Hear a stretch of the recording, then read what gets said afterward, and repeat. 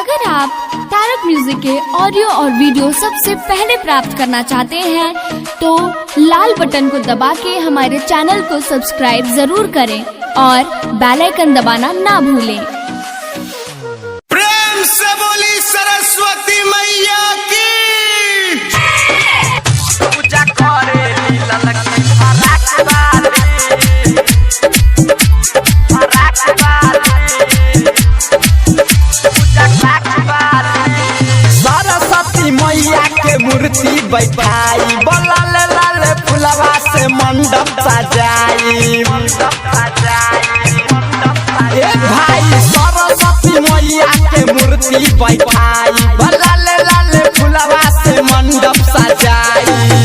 हंस पर सवार भइली बीना बाली हो, हंस पर सवार भइली बीना बाली।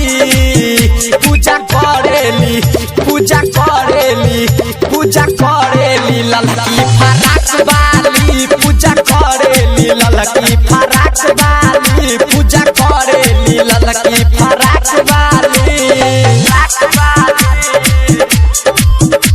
फराक वाली। तारक डिजिटल रिकॉर्डिंग स्टूडियो वैशाली।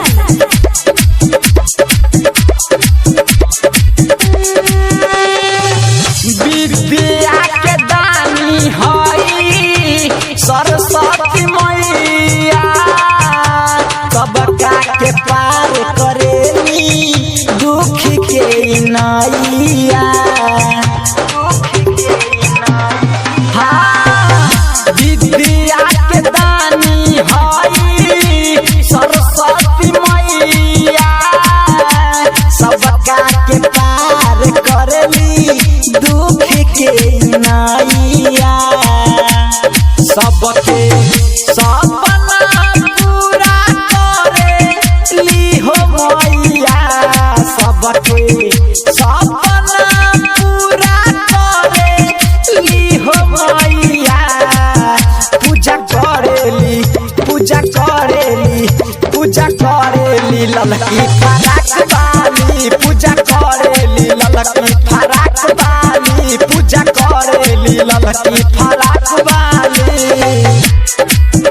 पूजा करेली ललकी फराक वाली, फराक वाली। तारक डिजिटल रिकॉर्डिंग स्टूडियो वैशाली।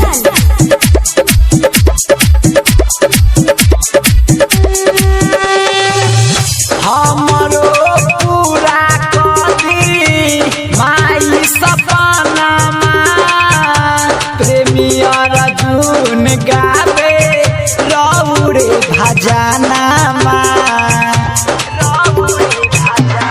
ए माई हमरो पूरा करी सोचल सपना, प्रेमी अर्जुन गावे रौरे भजना। राइटर पवन के दर्शन माई देके जाई, राइटर राकेश के दर्शन माई देके जाई। पूजा करेली, पूजा करेली, पूजा करेली ललकी फराक वाली, पूजा करेली ललकी फराक वाली, पूजा करेली ललकी फराक वाली। तारक डिजिटल रिकॉर्डिंग स्टूडियो वैशाली।